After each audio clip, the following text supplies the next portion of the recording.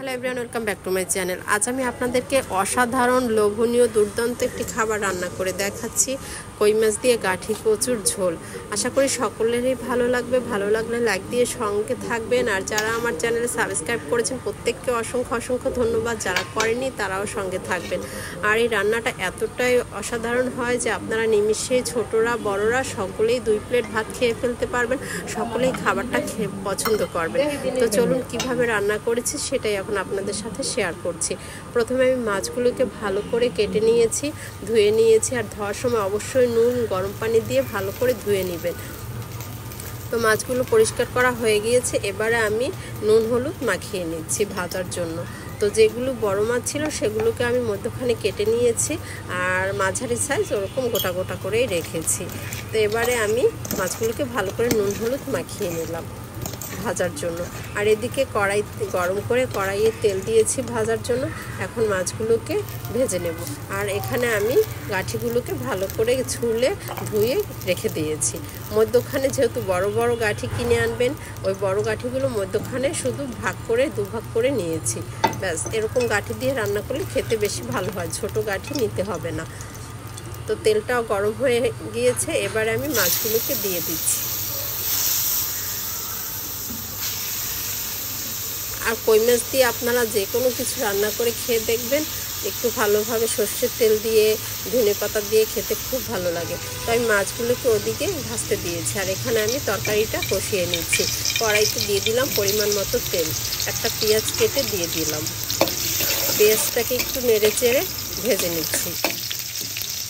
এদিকে আমি মাছগুলোকেও ভাজতে দিয়েছি। একটা পাশ যখন ভালো করে হয়ে যাবে তখন আমি মাছগুলোকে উল্টে দেব। আর যেহেতু আমি গাঠি কচু দিয়ে রান্না করব, কই মাছটাকে একটু ভালো করে ভেজে নিতে হবে, তা না হলে মজা হয় না। সেই কারণে কই মাছকে একটু ভালো করে পটপটা করে ভেজে নিচ্ছি। মাছটাও ভাজা হচ্ছে, ওদিকে পেঁয়াজটাকেও রান্নার জন্য কষাচ্ছি।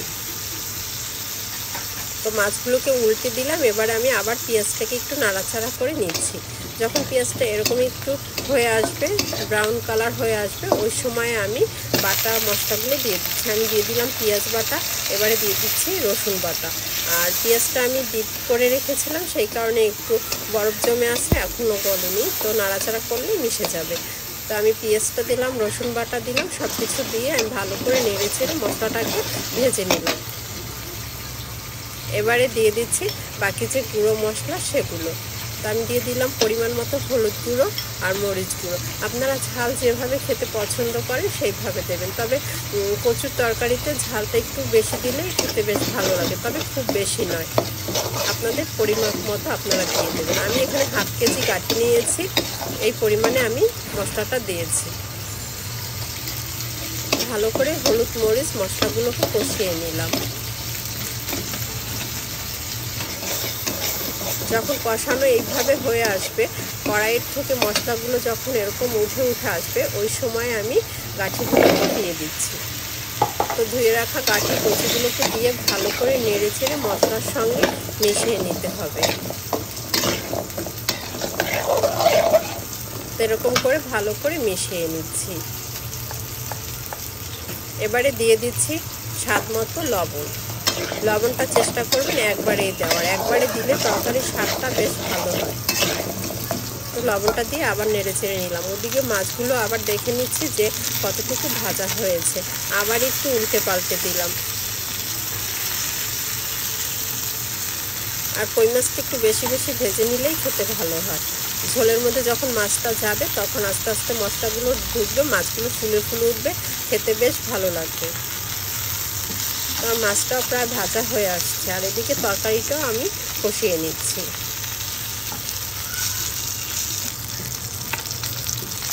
তো মাছটা ভাজা হয়ে গিয়েছে, আমি এখন চুলাটা বন্ধ করে দিচ্ছি, তরকারিটা দেখে নিচ্ছি। তো আমার এদিকে এইটাও কষানো প্রায় হয়ে আসছে। এবারে আমি দিয়ে দিব সামান্য পরিমাণে গরম পানি। আমি সবসময় পানি ফুটিয়ে রাখি রান্না করার জন্য, সেই পানি দিয়েই রান্না করি। তো আমি সামান্য পরিমাণে পানি দিয়ে দিচ্ছি তরকারিটাকে আরেকটু কষানোর জন্য। এবারে ওই পানিটুকু দিয়ে আবার একটু নেড়ে চেড়ে ভালো করে কষিয়ে নিচ্ছি। এরকম প্রায় 5 মিনিটের মতো কষিয়ে নিব। 5 মিনিট পরে যখন এরকম হয়ে আসবে তখন আমি বাকি পানিটুকু দিয়ে দিব।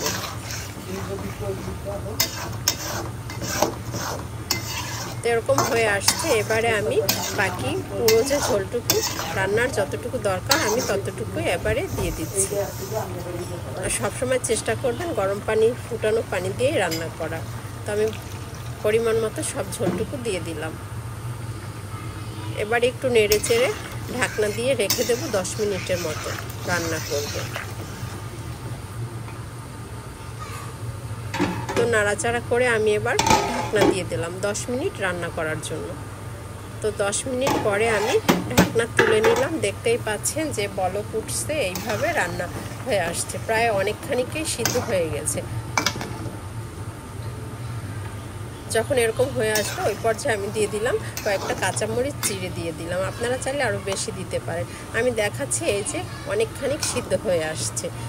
তো যখন এরকম হয়ে আসবে তখন আমি মাছগুলো দিয়ে দিব। এবারে মাছগুলো দিয়ে দিলাম। মাছগুলো দিয়ে দেওয়ার কারণে মাছগুলো আস্তে আস্তে সব ঝোল মশলা মাছগুলোর মধ্যে যাবে। মাছগুলো ভেঙে যাবে না, তরকারিও ভেঙে যাবে না, সব কিছুই গোটা গোটা থাকবে। আমি মাছটাকে দিয়ে ভালো করে নেড়ে চেড়ে মিশিয়ে নিলাম। একটু নাড়াচাড়া করে মিশিয়ে নিতে হবে, আর কোনো ঢাকনা দিতে হবে না। আস্তে আস্তে এরকম করে হয়ে যাবে। তো যখন এরকম ঝোলটা একটু কমে আসবে ওই সময় আমি এটাকে ফোড়ন দিয়ে দেব। জিরের ফোড়ন দিতে হবে। যখন দেখতে পারবেন যে উপর থেকে নিচে আস্তে আস্তে একটু নাড়াচাড়া করে দেবেন, কচুগুলো ভাঙবে না, কিছু হবে না, কিন্তু নরম থাকবে, ওই সময় আপনার জিরের ফোড়ন দিতে হবে। আর এই ফোড়নের জন্য আমি নিয়ে নিলাম সর্ষের তেল। সামান্য পরিমাণে সর্ষের তেল দিয়ে আমি গোটা জিরে সেটাকে দিয়ে দিলাম। আপনারা চাইলে সয়াবিন তেল দিয়েও ফোড়ন দিতে পারেন, তবে সর্ষের তেল দিয়ে করলেই বেশি ভালো হয়। কচুর তরকারি যেহেতু, কচুতে সর্ষে বাটা বা সর্ষের তেলের ফোড়ন খুব ভালো হয় খেতে। তো আমি সর্ষের তেলে জিরের ফোড়নটা দিয়ে নিলাম। আমার জিরেটা যখন এরকম ভাজা হয়ে আসবে ওই সময় আমি মাছের তরকারির মধ্যে ফোড়নটা ঢেলে দিলাম। দিয়ে এখন হালকা হালকা করে একটু নাড়াচাড়া করে নিলাম। নাড়াচাড়া করে আমি দিয়ে দিব ভেজে রাখা জিরের গুঁড়ো। আলাদা করে জিরে শুকনো খোলায় ভেজে কৌটায় রেখে দিয়েছিলাম, সেইখান থেকে আমি জিরের গুঁড়ো দিয়ে দিচ্ছি। তো জিরের গুঁড়ো দিয়ে আবার একটু হালকা হালকা করে আলতোভাবে নাড়াচাড়া করে নিচ্ছি। দেখতেই পাচ্ছেন ঝোলটাও ঠিক পরিমাণে মাছ গামাখা হয়েছে এবং কচুগুলো ঠিকঠাক মতো সিদ্ধ হয়েছে, কিন্তু ভেঙে যায়নি, সব কিছুই গোটা গোটা আছে। খুবই সুন্দর, কালারটাও বেশ ভালো হয়েছে, মরিচগুলোও সিদ্ধ হয়েছে। আশা করি আপনাদের ভালো লেগেছে আমার এই রান্না। আপনারা এরকম করে খেয়ে দেখবেন, দারুণ লাগবে, দুর্দান্ত অসাধারণ একটি খাবার। গরম ভাতের সাথে খেতে দারুণ লাগে। তো আমি আবার আসবো অন্য আর একটা ভিডিও নিয়ে। সকলে ভালো থাকবেন। সকলকে অসংখ্য ধন্যবাদ আমার এই ভিডিও দেখার জন্য। সময় করে আবার আসবো। ভালো থাকবেন।